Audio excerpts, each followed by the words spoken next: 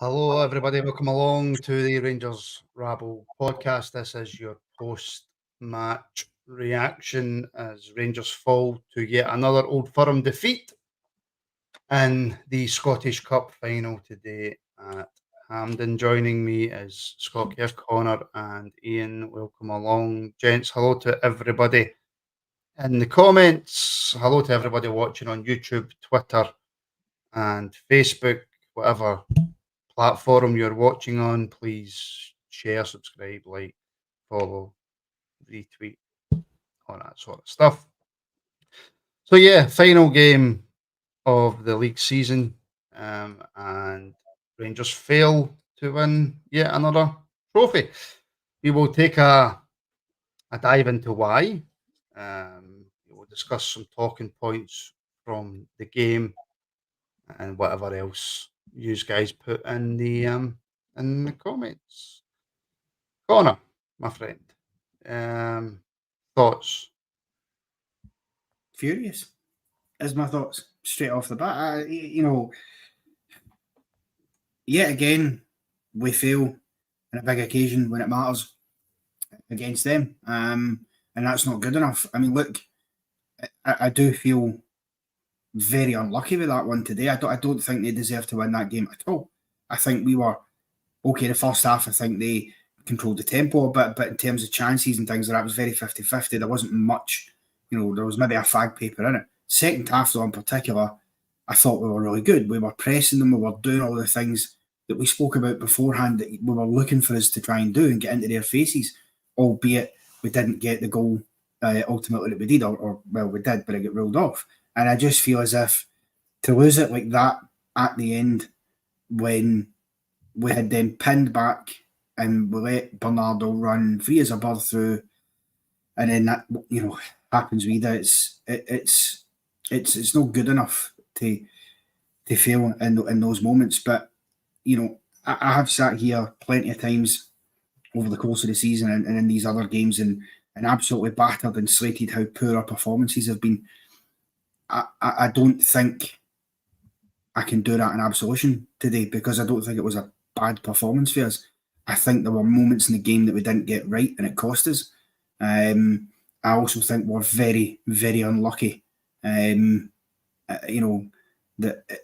certain things didn't go our way. So yeah, I'm a mixture of angry, frustrated, slightly aggrieved. Look, winning the day was never going to salvage the whole season, but it was going to salvage at least something to get a win against them. And now, come on, he's come in this season, he's had 4 cracks at the whip against them and he's not been able to beat them. As a Rangers manager, it isn't a good enough record.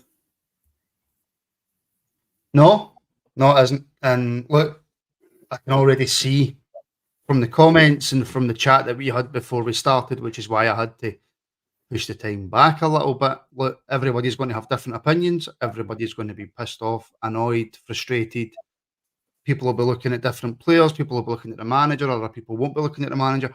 We're all going to have different opinions on this, and that's absolutely fine.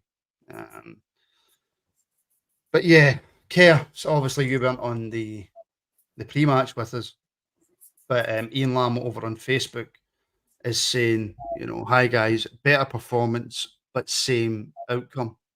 Now we can dive, and we will dive into a few different decisions, a few different moments, a few different choices made by players and managers, etc., that may have changed the course of the game, some mistakes. But at the end of the day, it's the same outcome.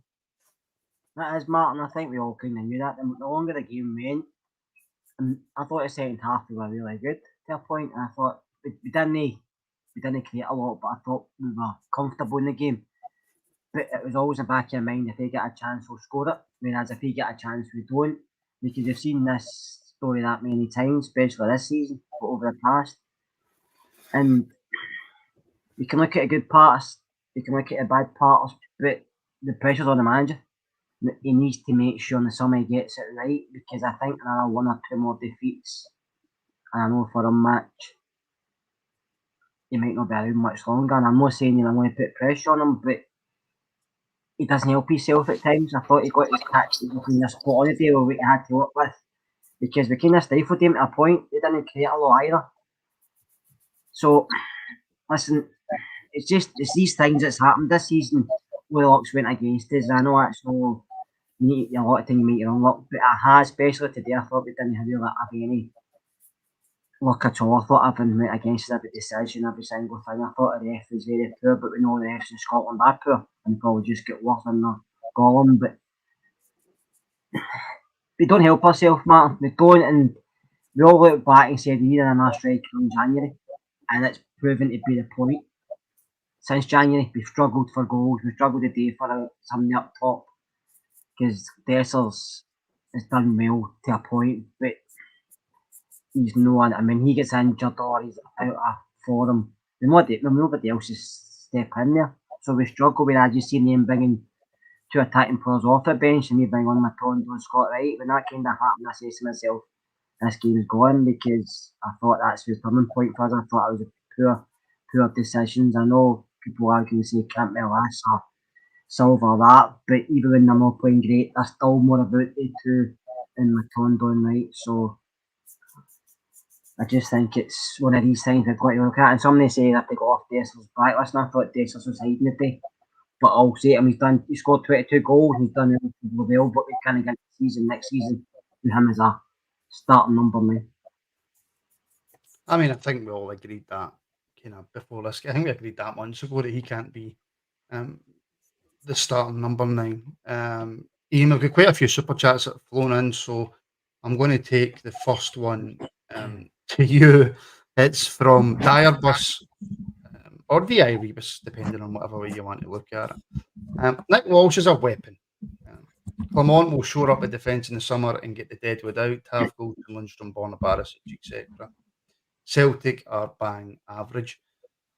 Now, to his first point, yes, Nick Walsh is a weapon. I thought he was horrendous today. And this is stuff that as soon as you start speaking about this after a loss, people just jump. You're blaming the refs. You're blaming the refs. I'm not blaming the ref for the reason why we lost today. I'm blaming the ref for the reason why it wasn't a very good spectacle today, that final. All right, it's partly down to the players as well, but Nick Walsh was absolutely horrendous and his assistants. But to that part about Nick Walsh, Ian, to the part about Clement will shore up the defence, which he's already started doing. I don't want to hear about Celtic being bang average because they've controlled us this season.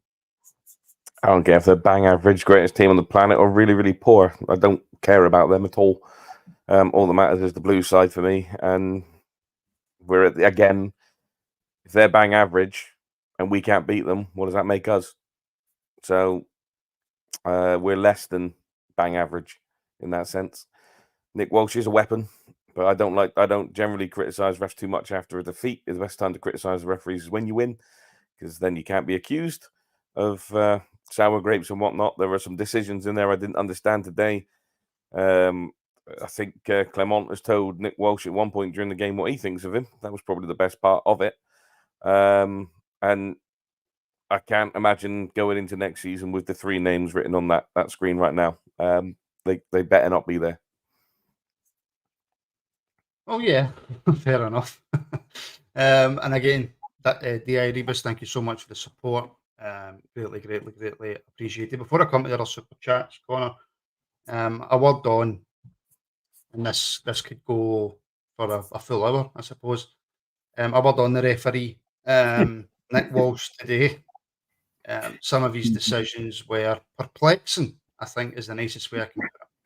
I mean, he's had an absolute shocker. There's no getting away from it. He's been dreadful in that game. I mean, yet 1 or 2 against them as well. I'm man enough to say he got wrong, but the bulk of them went against us. You look at the first half, a blatant push, blatant shove in the back of Sterling by Scales, and somehow Nick Walsh and his assistants missed that. Missed it completely, but 2 minutes later when Fabio Silva does it, oh no, he's at it across it then. I mean, it's a joke. And look, okay, it's edge of the box, but see those situations. For us to get a free kick there, it's a dangerous area of the park for a free kick to be given away. And also, it's a straight booking for Liam Scales as well. if he gives that free kick because there's no getting away from it. And that slightly changes things. For me, you know, that's an unforgivable decision. Then you look across the whole game, 12 cards he doled out, majority of which went to Rangers players. It's ridiculous.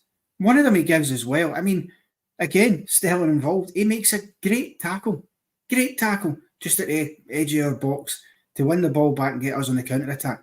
And Nick Walsh, 2 minutes after he's just taken away a goal for us, books Sterling and gives them a free kick. I mean, I cannot...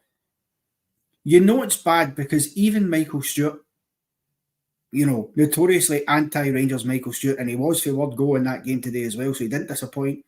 Even he had to admit that it was a crazy decision for Nick Walsh to give a booking and a free kick to Celtic there because it's never been a foul in its life.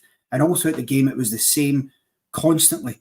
You know, even towards the end of the game, there's a slight tackle comes in against Lundstrom, makes no contact, he actually wins the ball, hooks round, free kick. And then there's another one where O'Reilly chips it over the sliding tackle and keeps the ball, free kick. I mean, you get the start-stop nature of it is ridiculous. And then you've got the nonsense as well, where you're in the 93rd minute of a game where we're trying to somehow salvage a goal back and we have to have a 3-4 minute VAR check for nothing. Which again is perplexing to me because Maeda's been playing at the wind-up. He's clearly fouled Diamonde. There's no getting away from that.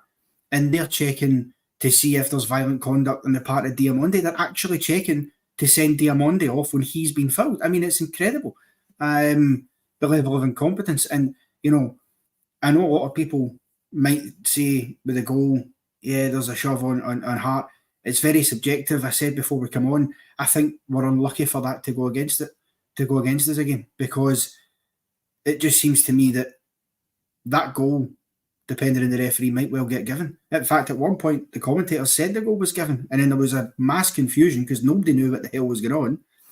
And then eventually he goes to the screen and he disallows it. I mean, it was just a shambles from start to finish for Nick Walsh today. It really was. It is up there with one of the worst refereeing performances I've seen all round in any cup final.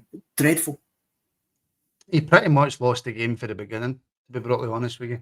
It was. I agree with you. It was one of the worst refereeing performances I've seen, and we have John Beaton, Kevin Clancy, and Willie Collum, and Don Robertson as referees in this country, and that is one of the worst refereeing performances I think I have ever seen. On the goal that we got disallowed, then Kerr. However, I suppose I might contradict myself slightly here. It depends on the way you're looking at it. Raskin does push Hart in the back. I think for me it is a clear push. But at the same time, Greg Taylor is giving Raskin a nice big hug. So it depends on what way you're looking at that incident, how the referee then decides to move forward with that. He's clearly ignored the Greg Taylor hug on Raskin and he's just focused on the push on Joe Hart. What do you make of the disallowed goal? I think, Martin, we know goalkeepers are more protected than outfield players. I think we all know that. So I think as soon as he sees that, as soon as he went to the monitor to look at that and see Raskin's hand in the back of Joe Hart, being a soft push, hard push, whatever, I think we're always going to disallow it. I think that's just the way goalkeepers get protected. It was soft, but I think, I don't want to sound biased in last, but I think if it was the hands in the back of Jack Butland, I'd be looking for a free kick and get disallowed as well. So I think the probably decision's correct, the way football's going, but it's soft, but you can't be doing stuff like that. And I think after that, you see with the corners, none of our players were getting near Joe Hart just because of that issue. But players always push each other across the box. Sometimes the rest don't bother. Then somebody scores a goal and that's when they look back at it and look back at it. And I think if it's one hand, it might not be as bad, but because it was two hands into his back, he's the FC had no last contact there. And whether Hart was getting the ball, it doesn't really matter. He just looks at a push and thinks, like, I'll disallow it. I mean, for me, Ian, if we're just going on purely the push from Raskin, it's a foul. I think it's quite a clear push with two hands. But I'm looking back, and I didn't actually notice it until I seen something on Twitter, and I went back and watched it, and it's a clear grab from Greg Taylor in the box, which happens before the push. So for me, that could possibly have been a penalty. I think someone put it in the comments just before we started talking about it. It said, is it a clear and obvious error? And that's all VAR have to work to. If it's not clear and obvious, which I don't overall think it is, then it doesn't even need to be looked at. However, 2 hands in the back, give them the chance. If they're going to look at it, they're going to say it's a foul. And for the grab, I didn't see the grab. I can only say what you've seen. I think there was a few other people being grabbed and shirts being pulled in the box as well, which potentially could be a penalty. But my overriding theory of it, as disappointed as I was and as raging as I was at the time and shouting at the TV and telling everyone to get out of my living room because it's doing me head in. If it was at the other end, would we be having this debate? Would we not be then turning around saying, actually, great decision, saw that push? So it's one of those, isn't it? It's just, I'm angry that it was given. There was, like Connor said, there was some confusion about it. And I can't honestly sit here and say, oh, yeah, I saw the grab from Taylor, because like you, I didn't see it at the time. I haven't been on X. I won't go on X probably for a couple of days. Mm-hmm. But just angry it wasn't given, but not surprised that they overruled it, because at the end of the day, Scottish referees. Well, it doesn't have to be clear and obvious because it led to a goal, and every single goal and every single league's checked by VAR. So it doesn't have to be clear and obvious for it to be checked. So if they've just purely looked at the push, then it's the correct decision for me. And I'm actually, to be fair, and I think I know he had a good game, but I think it's harsh, and I think it's one of those ones where I'm unlucky with. But does Raskin actually have to put his hands in Joe Hart's back? Just about to say that. Joe Hart's never getting that. We were whipping those balls in all day. That one was finally paying off. Hart was getting nowhere near it. And even without as much seam, it was probably going to go all the way in, straight for the corner. So I'm disappointed that Raskin has decided to put his hands up in the first place, because I don't feel like he's had to do it. Albeit Joe Hart makes the absolute most of it. And I know that. Listen, I'm a goalkeeper myself. I'm in the goalkeepers union. So is Ian. We know as a goalkeeper what I'm doing in that situation is exactly what Joe Hart did. It might not be the biggest push in the world. I'm going to make it look as big as I can. And it's enough of a push to move him, though. I mean, there's no qualms about the push. No. It's enough of a push to move him. Of course it is. But of course, straight after that, the first thing you're going to do is you're going to try and just slightly make it more than it is and then get into the ref's face. Because it's spared his blushes on what is his final game, because he's caught under it. And as I say, Raskin's let him away with it. And let Celtic get away with it ultimately. I mean, look, if it went against us at the other end, yeah, you probably would claim for it. I will admit that. You'd be screaming. That being said, though, I think at the same time, if that goal is given, I think the debate would still have raged on. You'd have still had 50-50 of people saying whether it should or shouldn't. So, and that's why the ref took the safe option and disallowed it, because they're going with the push and they're ignoring everything before it. So I think you're just hoping for a bit of luck, because we've had it before. We the first game of the season, ironically, we had a perfectly good goal chopped off against them, and everybody's fuming about that and thinking, well, surely you're due. You think across 5 games against them that you would get some rub of the green. Unfortunately, we haven't. It's nowhere near the reasons why we didn't win those games. We just haven't had that kind of rub of the green in those situations there. But again, Raskin, it's poor for him, to be brutally honest with you. Yeah, it's very poor for Raskin. Led Zapaldo super chat, thank you very much, Led.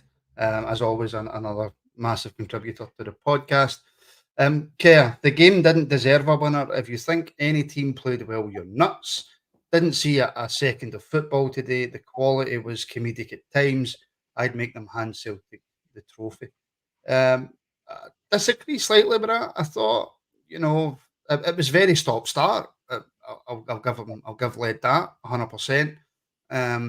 The game deserves a winner in terms of the team that scores the goal deserves to win. So, but I thought we played okay second half. I thought we were not bad. It doesn't mean that I'm happy about the result or anything, but I think that's a wee bit harsh for Led. Listen, we'll watch games differently, Martin, but I think, many times you watch a cup final between two teams, rival teams, you think this is going to be tasty, this is going to be a decent game, and then you watch it and you think, well, this is a kind of non-event, but it's a cup final. and you don't look back. If you've got a trophy in it, you don't look back about how well you played because you've won the trophy. It's only when you lose it, you look back and think the majority of that game, and we were last, we done that. But at the end of the day, it's winning the cup. That's what it's about. It's no picking up points, not picking that to get that trophy in the day, and that's what they've done. And did they deserve it? Probably not. But we weren't great. They weren't great. That's just the way the game went. But they scored the goal, whatever. And it's just another way we losing our game to them, and they've got a trophy. We don't, and it's starting to get annoying. The bonus way, you're getting fed up sitting here and going to games and. Well, these aren't fun shows to do. No, they're not, Martin. But we do them because obviously we love our football club, and there is some parts of the game I was actually, I wouldn't say impressed, but I was actually happy about how we played. I thought Clement's tactics were good at times. I thought we didn't look as open some of the game. A lot of the game we did, but sometimes I thought we'd done better than we'd done previously. But at the end of the day, we still lost, so we have to improve. And I wouldn't mind, I remember going to games years ago, and I don't like looking at a past going to games years ago when we were under the cosh for 40, 50, 60 minutes and they go in goals and you would come away with a 1-0 victory or something like that, and you think, you don't look back at the games and think we were poor because we got the points and we got the cup, whatever. And they'll be doing the same. It's just, you get over the line and that's what we've done again today. Yeah.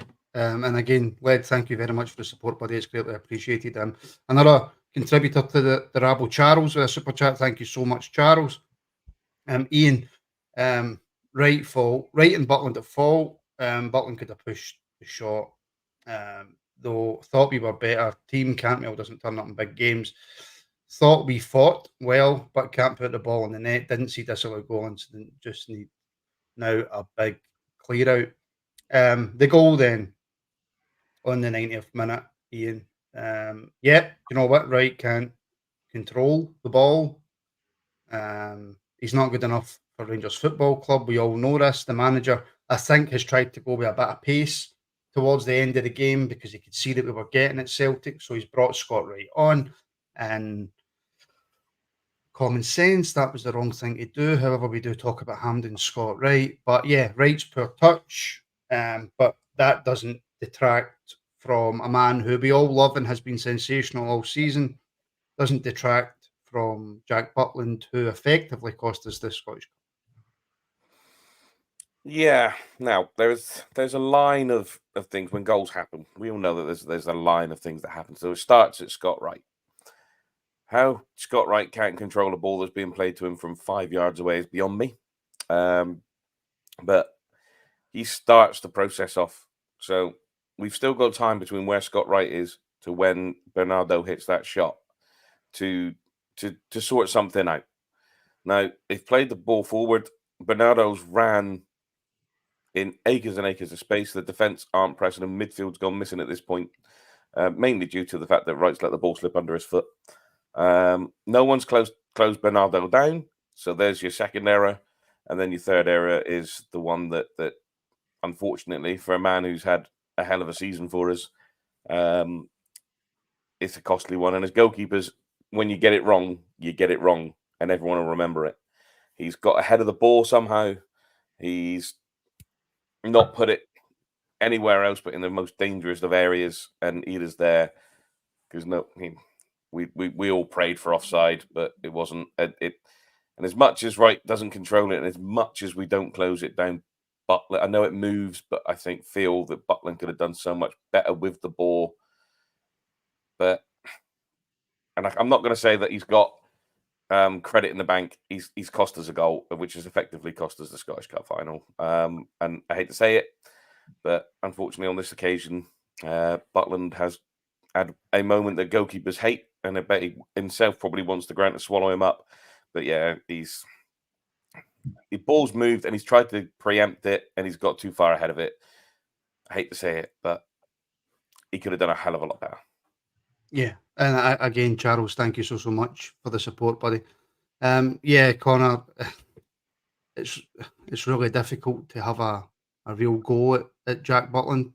But again, I'll just put the same point to you that I put to Ian. When goalkeepers make mistakes, 9 times out of 10, it leads to a goal. This one did. and at the absolute worst possible time.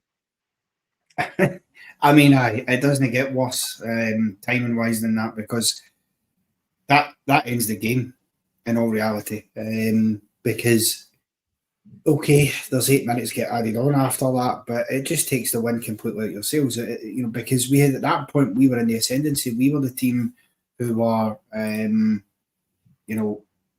looking the most likely, I guess you would say, at that point, to actually go and do anything. If there was going to be a winner, and unfortunately, it happens. I mean, I don't know, Ian, you're like me, a goalkeeper, and I'm trying to think of reasons why that happened.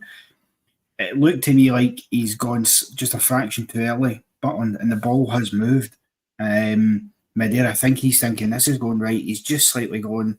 It's went a bit more central, so he's had to adjust.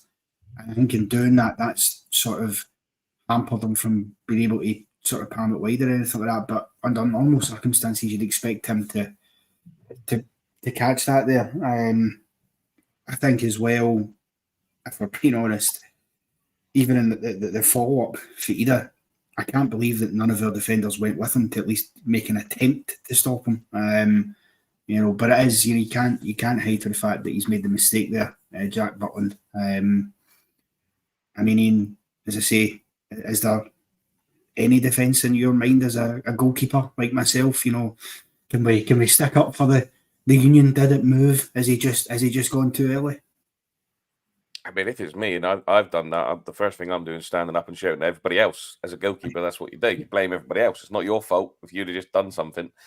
But yeah, I think when Bernardo's hit it, it's going where he thinks it's going to go, when it's going to be a nice simple catch. And then it does move. And there's the danger in trying to preempt as a goalkeeper where the ball's going to go. So I just don't. When the ball comes back to him, he's not in any sort of position to do anything. He could have. I mean, some people said he could have punched it away. I just don't think at that point he's got enough reaction time. He could use his feet. If he just stands and waits just a split second longer, he's got it. And I don't want to blame Jack Butland, because we all know, and we all said at in the pre-show as well, that Butland has been our best player this year, and we all love him to bits. But on this occasion, unfortunately, it's Butland. He's made a ricket on this one. You say about the defence, I'm not surprised that nobody was set and ready, because they've not been set and ready all season. So it doesn't surprise me that nobody was tracking either back. I hate it, but there's a catalogue of errors that go on, but unfortunately, Butland makes the fatal one. I mean, Kerr, was that an issue for you throughout the game? Because I must say, right, particularly the first half, when I was watching it, the space that Celtic seemed to be getting in the midfield was ridiculous at times. I mean, you had situations where Callum McGregor's picking the ball up and he's got the freedom of hand and puck, and he's got options to pick wherever he wants it. It didn't, it felt quite disjointed for a period of time in terms of there was just too many gaps, and we weren't pressing up as a team. You maybe had individuals. Diamande was maybe trying to fly in and win a ball back for a tackle, but obviously as soon as he's out of position and loses it, there's space there. So, I mean, I don't know, do you think there was a bit too much space being afforded throughout the game in the midfield area? I think there was at times, but I don't think it has been in previous games. I think we were more compact in what we were doing. I think we realised if we pressed like we had before, they pick us off. When you didn't see Carter Vickers hit as long the ball did. He didn't want to play at Maeda, because he does that to Maeda and behind Tav, and Tav plays with fear because he struggled against Maeda. But that wasn't, he wasn't doing that as often, because we were stopping that. And McGregor was his bigger influence in this game as he has been. So I thought we'd done well against him a couple of times, but they wanted us to press more, but we sat in, and that maybe restricted us to moving forward. When we did move forward, maybe Silva carrying it, Campbell carrying it, or Dessers, or maybe nobody up with them because we're that deep at times. But I think you're taking that risk when you're playing 2 in there against a 3, because obviously Campbell was trying to get forward more, so there's always where their players going to be spared the way they play. But I thought we marshed them really well, and you can look and say, yeah, they had maybe more of the ball as in the first half, but Butland didn't really have a lot of saves to make. You just have to look at last few games where we were under pressure a lot, they were getting shots constantly. That never happened today, so I thought we handled it a lot better. And I know they still won the match and stuff, and it came off a shot at the end, but I thought we handled it a lot better, and I thought the tactics were better for the manager. Just hopefully when he gets new players in, it works better than it has today. But no, I thought they didn't get as much space as they have in previous games, Connor. And I thought that frustrated them. I thought it did. I thought in the second half he looked a better side, and just because they were getting frustrated because what they do good, they weren't doing because they were fucking doing it. So they had to think other things to do. Yeah, they did. And I'll bring up the super chat here for Lockeye the View, £10. Thanks very much, Lockeye. Ian, I'll throw this one to you. Lockeye saying, with an opportunity today and the character was not in the team to take it, they come here to win things, and then when it matters, they seem to hit a wall and can't get over it. Is that a fair assessment if you look over, well, certainly the course of this season? Well, the course of this season, we were in a position to take it ourselves and run with it, and we blew it, and we did it again. The same people just got scared and freaked themselves out, and we ended up losing the league in that way. And today they've come and they were better, but overall, when the time came, how many clear-cut chances did we actually make? Not very many. Our decision making in the final third again was poor. There was a couple of occasions where I'm screaming at Cantwell, and I don't think Cantwell was overly terrible today. I don't think he was brilliant, but I don't think he was overly terrible. Where he could have played the ball earlier. Again, refereeing decisions on that doesn't help because there's one where he's going to play Seamer in, Scales takes him out, and Cantwell's got nowhere to go. But Nick Walsh, instead of bringing that for a free kick, which is a free kick, plays on. It's a free kick. And when it goes out of play, he can bring it back for that free kick because there was no advantage to us whatsoever. But overall, the evidence is there to prove that this team, when they've got the chance, they haven't got the character to get it over the line. The old guard in this, bring everyone else down. I'm not at the point, I've seen a lot of talk on here, on different chats that I'm in, and on social media saying that Clement's not the man, da-da-da-da-da. I'm still willing. He's not got as much space to play with anymore, but I'm still willing to wait for next season for that. But yeah, I think Lockeye's not wrong in what he's saying. It's there. They've just got this mental block on how to actually get over the wall. And I think once our goal was disallowed and then they scored, there was no way we were going to get back into it because the same players just went, nah, it's not for us. Yeah. Apologies for my disappearance there. Yeah, I mean, I heard Ian's point there, and I fully agree with him. And look, we'll get to a few more of these super chats because they've come in thick and fast. Alan M. Star, thank you very much for the support, buddy. That's not on the manager for me. Scott Wright is hopeless and lacks the ability to control a simple ball. Costs us. For me, Tav is finished now.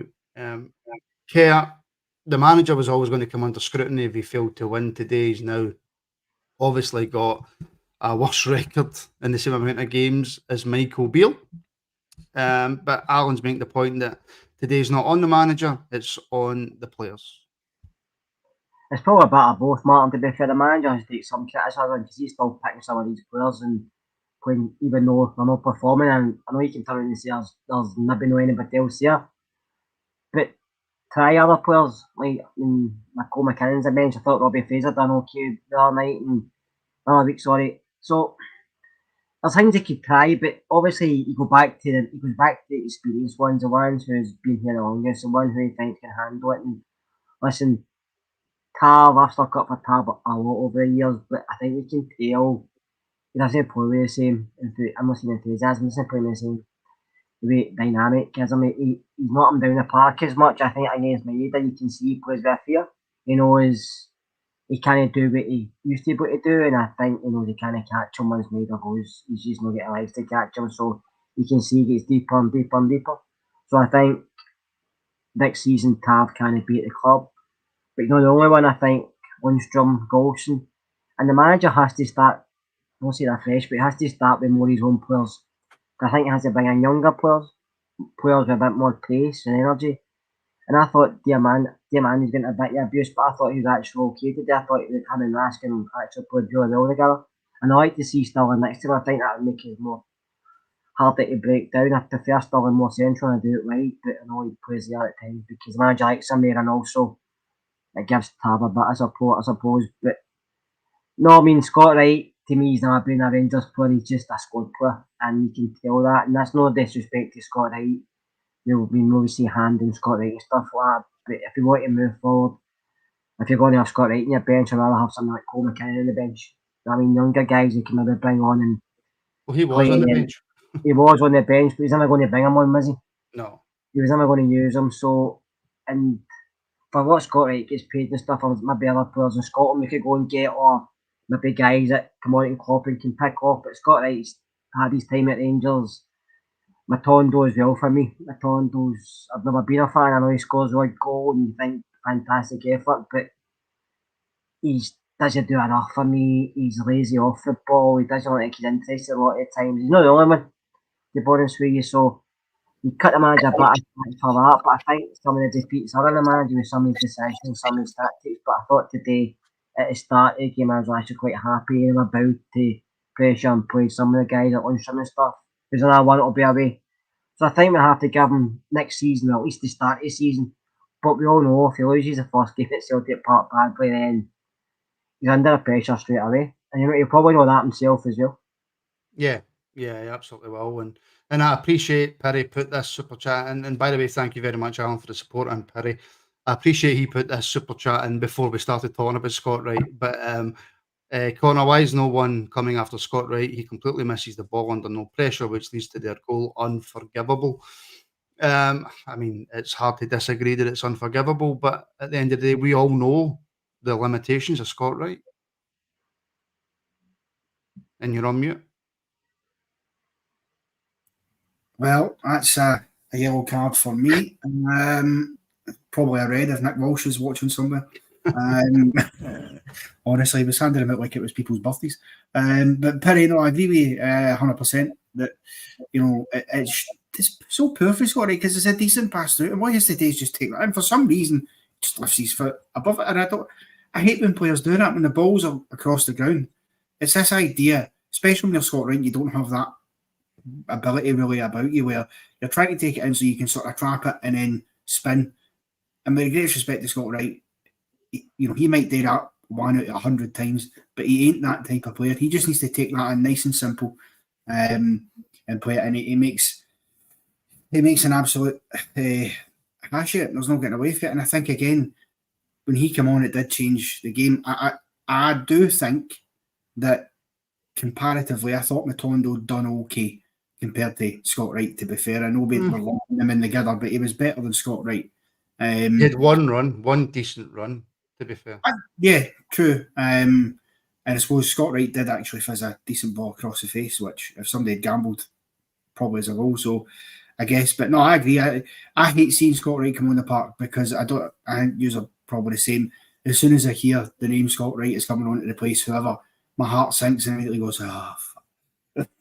Because you know what you're going to get from him. You know what I mean? It's all back in the bite. He might run with the ball, but he's got absolutely zero end product. And then he makes silly mistakes like that. And it is costly. And I said to you before we come on that, yes, people will go after Jack Butland because it's a poor mistake for him. But there's things that happened before that people does it. Scott Wright shouldn't get away with his involvement in that just because Jack Butland was poor. So I think Perry's right to highlight it. Yeah. Listen, I think we're all just. It's not a case of taking it out on Scott, right? I think we're all just a bit scorned and a bit fed up with how this has went. And I think we've also got to take that into consideration that that's the hand the manager's been dealt in terms of the players that he's got available. And Charles has just became a member as well. He supports the pod and he's now supporting it by becoming a member, which of course you can as well. So thank you very much. Charles, Jim Sloan, again, another one who supports the pod all the time. Have a drink, lads, and be glad you're one of us and not one of them. I wake up every single morning and remember that, Jim, and that's what keeps me going. Don't you worry.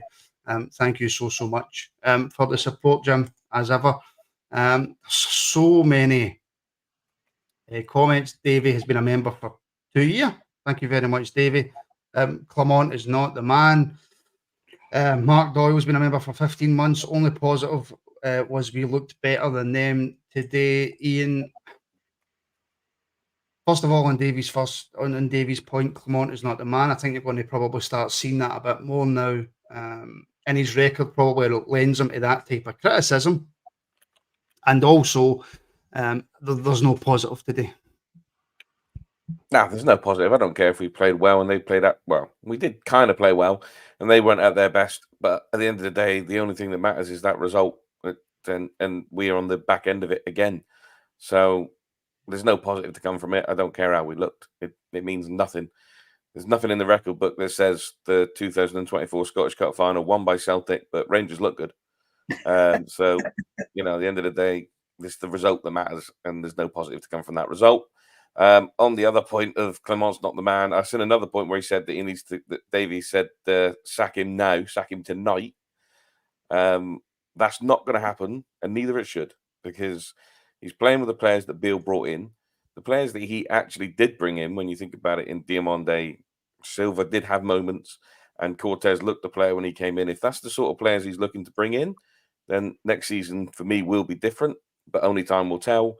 He may not be the man, but he's the man at the moment. So let's just get behind him a little bit and see what next season brings.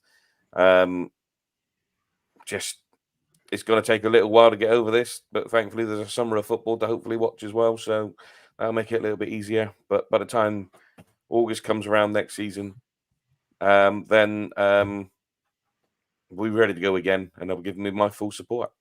Yeah. Connor, I believe you have to go. Is that correct? Yes, in a few minutes' time I will do. I want to pose a quick question though before I do, because I find this an interesting thing on the manager, right?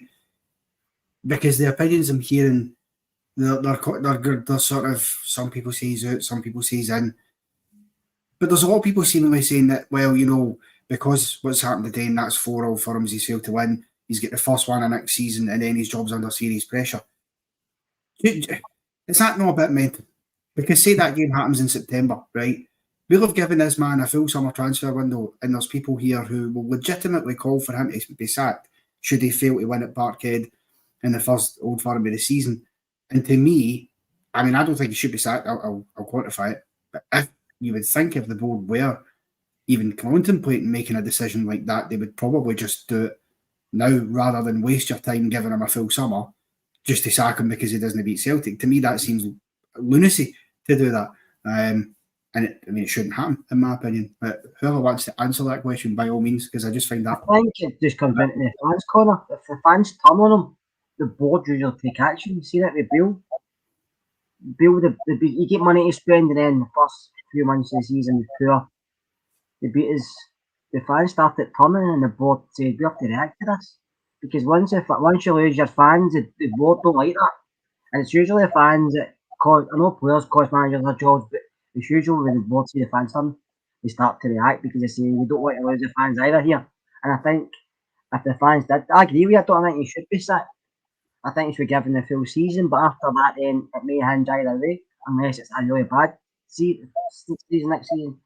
But the fans have got a big say in managers, bigger than we think, because if they start to come and start booing and start protesting, you think the board start to think, well, we can't have this season, great look, so we go and bring somebody else in. And you can't just say, either, or we can't keep sacking managers, because that's no reason to keep somebody either. What's the point? No care, but honestly, I can't take sitting again on a podcast just before Christmas talking about how we need to get rid of a whole bunch of players and this new manager coming in needs another wee bit. I mean, we really do need to get this spot on in the summer, because this is a merry-go-round now. We're becoming farcical. Any two words spot on have been used a lot in this pod. Well, it depends. If we start off the season and we lose 2 at the first 4 games and then we play them and we get beat, then you're having a completely different conversation to what you would have if we won every game in the lead up to them and then it was a 50-50 game and they like today. And you're having a completely different conversation. But Ian, D.I. Rebus is back in again. Thank you, D.I. Another super chat. I still trust Phil, but Tav needs to go before he ruins his legacy. I'm beginning to wonder what type of legacy he's got, because apart from being top goal scorer, he's won 1 league, 1 Scottish Cup, 1 League Cup. All right, he was captain to a European final, and without his goals, granted, we don't get that far. But it's not much of a legacy. What's he got to ruin? He's not won anything. He's not going to go into the list of Rangers greats. He's not going to go into. I know he's in the Hall of Fame, but even that in itself is a bit of a ridiculous thing, because I agree with Will from that side that if you're playing, you shouldn't even be able to be in the Hall of Fame. But his legacy, I don't think if he stays again, he's ruined it, because if there is a legacy to ruin, he's already done it in this last season. I'm with him on trusting Phil. I trust Phil at this point in time, but like you say, he's got the early part of next season to prove that he's the one. And as Kerr says, or you both said, is that if he gets through those first few games and he's lost a couple, and then we go into the Old Firm game and lose that as well, then that'd be the time to have that serious conversation. I'm not going to have that now. It's horrible he hasn't beat them, but the games have been relatively close. And it's both, for me, most of the time, it's on the players. And Tav's one of those players who's been ultimately poor since the season began. So he needs to go, I believe. He needs to go. And if Gerrard is thinking about coming in with Saudi money to take him, I'll gladly take that money from him. I think he has to go, I agree with you, but also I think you can't criticise him for no winning stuff, because I don't when he came into the club, we were in the Championship. So it's not his fault when he came to Rangers where we were. And you can't put all the blame on him for not winning the league and stuff, because they've got a manager and a squad and another 23 players there. So it's not his fault for that either. But I do agree he has to go, right? Yeah, 100%. And so do I. So I will. Thank you very much, Connor. We'll speak to you soon, buddy. Thank you. And thank you to D.I. Rebus for the super chat. Thank you very much, buddy. My favourite name with a massive donation. Thank you very much, Fat Windbag Ben. Keep the faith, fellow Bears. We go again next season. A lot of deadwood need gone. Big building process needed. Support the channel. Consider a membership if you can. These guys do a great job. Thank you very, very, very much. And on that point, Keir, a lot of deadwood does need gone. A big building process needed. And it is a process that the board, the director of football, and that the manager, there's no wiggle room. It has to be right. No, see that £50, that's £16.33 each for me, us three, plus a penny into the charity jar. No, there's no. But listen, when it comes to money, Martin, of course it is. No, listen, we have to be, because we do every season, we're fans, so we're going to take the good and the bad. And at this moment in time, it's a lot of the bad, because that's the way it's been, unfortunately. But people my age, Ian's age, probably your age, Martin, to a point, but we've seen a lot of good stuff. I wasn't a criticism, you're younger than me, so there's no point. But we've seen a lot of good stuff, but a lot of guys, like my nephew was at Hampden a day again, and he didn't see us winning anything. It's guys like that, but he's going to be going in there next season. Doesn't matter who slags the team off, he's always defending them. So the fans are always going to go, and the demand for season tickets is still there. We travel everywhere. So listen, my Rangers fans take it good with the bad. It's just unfortunate over the last wee while. It's been bad. I think we will eventually get back, but it's been a slower process than I would have liked, and a longer process than I liked. But listen, we have to just look forward to next season. There's not a lot we can do, and no doubt we'll be back on here criticising the players, or maybe bum up the players. But it's life of a football fan.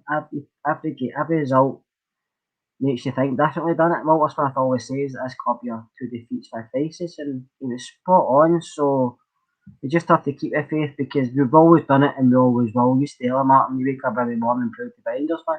That's the way your life is. 100%. And Bag Ben, as I'll call him for short. Thank you so much for the support. That's quite a few times you've done that, and honestly, it is greatly appreciated. We have some more super chats that I'm going to get to in a second, but we also have reaction from the manager. I know a few of you won't want to hear it, but I'm going to play it anyway. So here is the manager after today's loss at Hampden. Gaff, I'll just sum that one up for us if you can. Yeah, that's difficult. I think by far our best Old Firm this season. The better team, getting 6 shots on goal. They get 2 shots on goal. And it's a game that you feel you're so close winning. Then the disallowed goal. Really, really big decision of the referee. If you compare with other decisions, like, for example, the push on the edge of of the 16 in the first half in the back of Dujon Sterling, what was 10 times more than this one, but no fault there. So disappointed about that. But the most disappointing I'm for the fans. So they were great today, and the team wanted to give them this trophy. They wanted to do everything for that. We have had difficult weeks with all the injuries, with all the non-available players also today. But you see that everybody's digging in deep to give the fans what they want and what they deserve. And we're going to work hard now from this evening to make the squad better than it was this season, and the staff also, and like this to grow as a club. Yeah, is it more frustrating because you were the better team on the day? Yeah, for sure, and that's a big step forward. So we're trying to create this killing mentality that we can win against every opponent. We see more and more players also stepping into that, growing as a player, as a person also. But we still need to make steps, and if you have 6 chances, you need to score at least 1 or 2. So that's also the next step to take. Yeah, as you mentioned, the supporters were incredible today. What would your message be to them heading into next season? That I promise that we're going to work really hard day and night to make everything better in the club and around the club, and that I count on their total support towards next season also, and that together we can make something amazing again. So it's going to be a busy month of August with 4 qualifying games for the Champions League, also 5 competition games, so 9 games in 4 weeks, with a squad that we are still rebuilding. So it's a huge challenge there, and I count on their support in that way. Counts on our supporting, big changes, working day and night.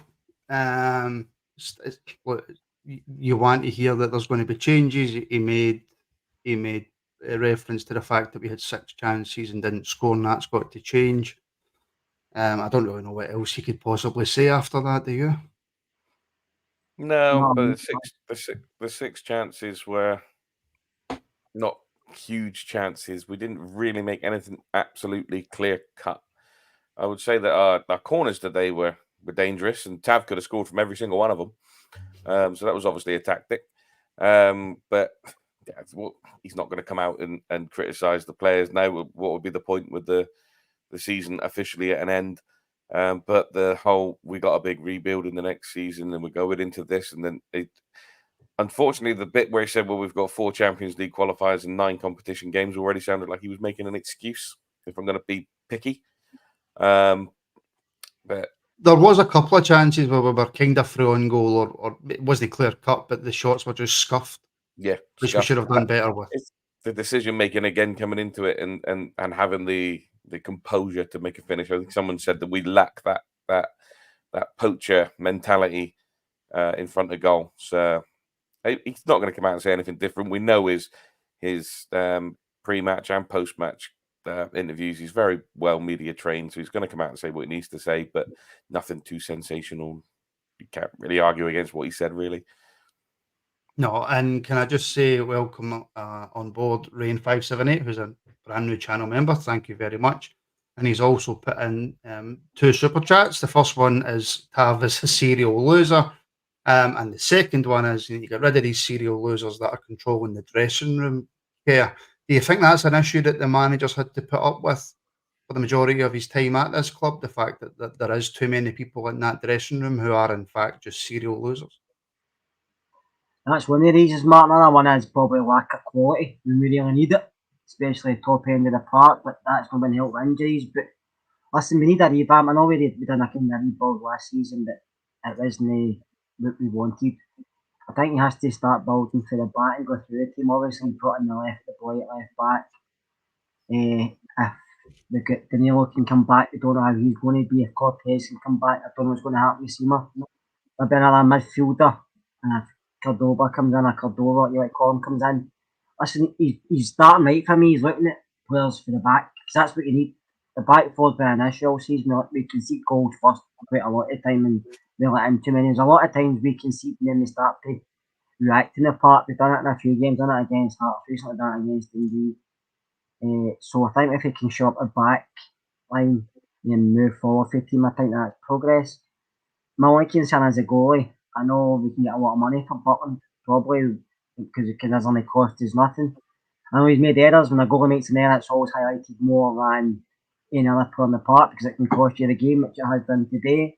But I remember Andy Gorham kind of making a few errors, especially at Tynecastle, was awful. But if you want to be probably the best goalkeeper we've ever had.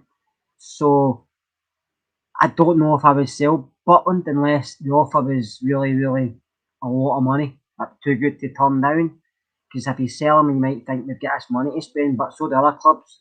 Then you go for a keeper, and we're not selling him for 3 million, we want 5 or 6, and then you're maybe overreaching to get a guy in that's not anywhere as good as somebody you've got. So there's big decisions ahead, but I'm looking forward to it because I think everybody that's out of contract at a club probably has to go. But I know there's many, I'm not saying positive form today, but I think over the last few while, positive have been Ben Davis has actually turned around and he could actually still be a decent player. Ben's actually done okay since he's come in. He's looking more settled. And he's actually looking more settled without Shooter or Thingman next to him, Golson. And I also think that Raskins turned it around a wee bit as well and proving he can maybe be an asset for his dear man. He's had a lot of criticism. I think he actually done well. Dean's come on to a game. I think he needs somebody next to him who can sit more because I don't think he's a sitter. He likes to get forward, more box to box. And if he's doing that and Raskin somebody sitting, Lundstrom's on that type of guy. So I'm actually looking forward to the summer. I'm looking forward to see the type of players we can bring in. So I think it'll be guys that probably will be doing pods on it because they'll probably be guys we've never heard of, we don't know much about. And that can be exciting. It can also be daunting because you're thinking, who are we getting here? But if it works, that is good. But if it doesn't, it might not cost a lot of money than signing somebody from Scotland. And I think we should look at Scottish players, but you know yourself, Rangers play a tax on players up here because it's always been the same. The Rangers are going for a player at Aberdeen or Hearts. The money's more than if somebody from down south comes up for them. It's always been that way. I don't want to go back down to England to buy players. I know some decent players down there, but I want to try something different. And I think with the managers' connections in Belgium and stuff like that, we should be looking at other type of players like these ones he's focused on just now. And I think we will. I absolutely think we will. I do want to touch on Raskin because Paul did put it in the comments, but just before we do, I've got a couple of super chats here to bring up. Ian James Dalrymple, thank you, James. Appreciate it. Why did Sterling's push not get looked at by VAR, but Raskin's did? I think it's because if VAR did look at it, it was deemed to be outside the box, and if it's outside the box, then VAR really can't do anything about it.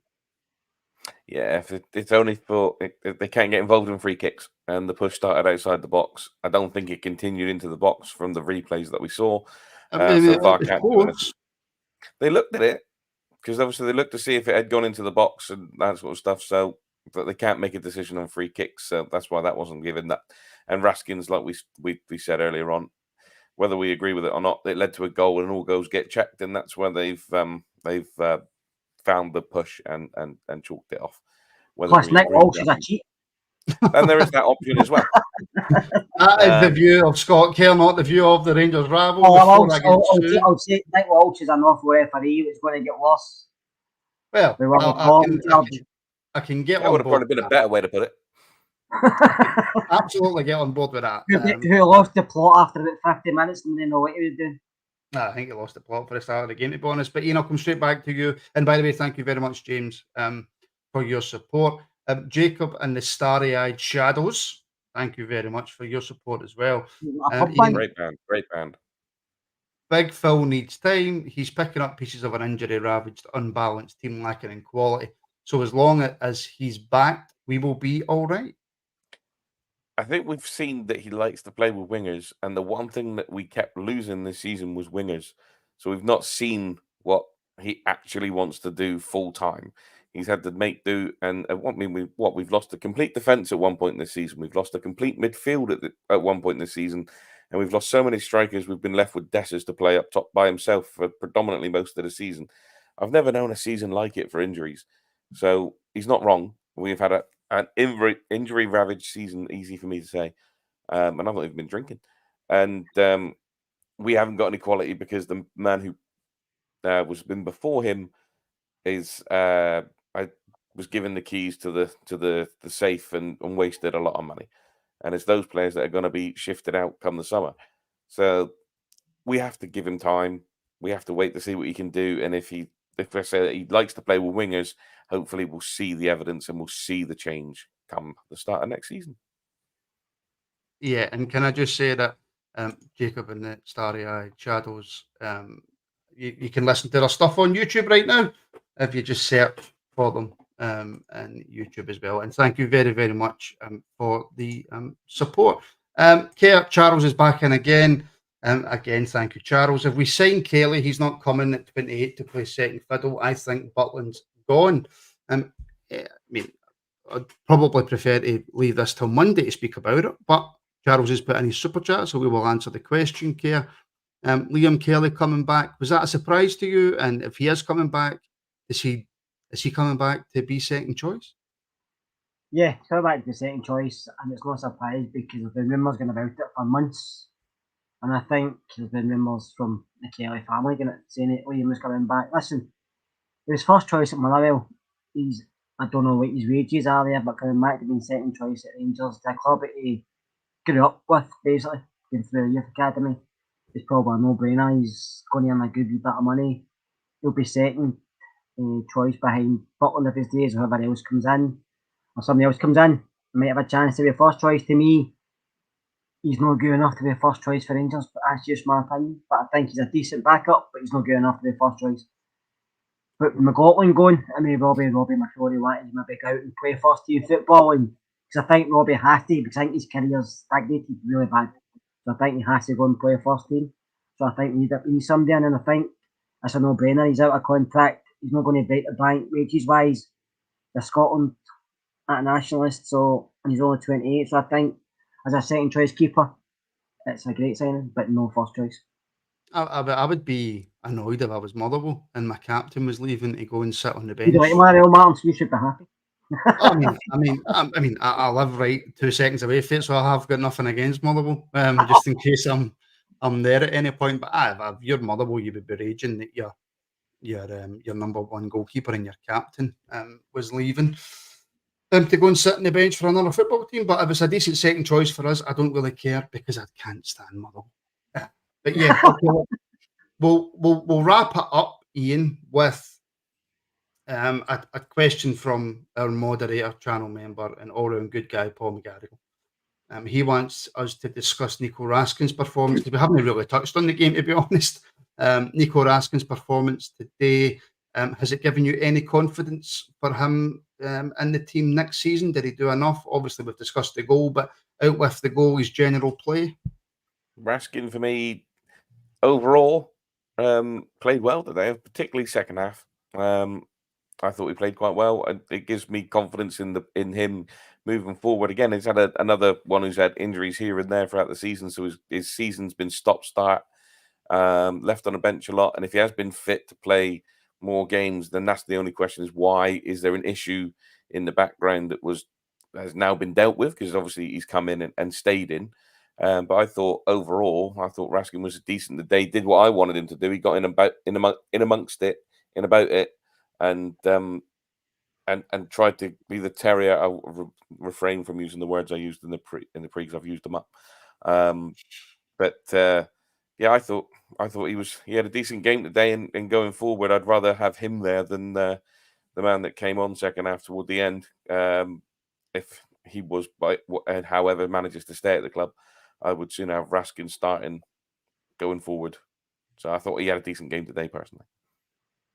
I mean, yeah. I think that'll do us, guys. And another disappointing day, a disappointing season when you, and I suppose that's the thing about supporting Rangers. There's loads of clubs out there who would be happy with one trophy in a season, but just a League Cup isn't good enough for this football club. And there's people asking why we're not criticising the board. We're back on Monday night at 7:30 when I'm pretty sure that will be on the agenda. And we'll be discussing the season as a whole. We'll be discussing so much more. So thank you to everybody for tuning in. Thank you all for your support. All the super chats, immense. Thank you so much. Please like, subscribe, follow, etc. My thanks to Keir, my thanks to Ian, and of course Connor.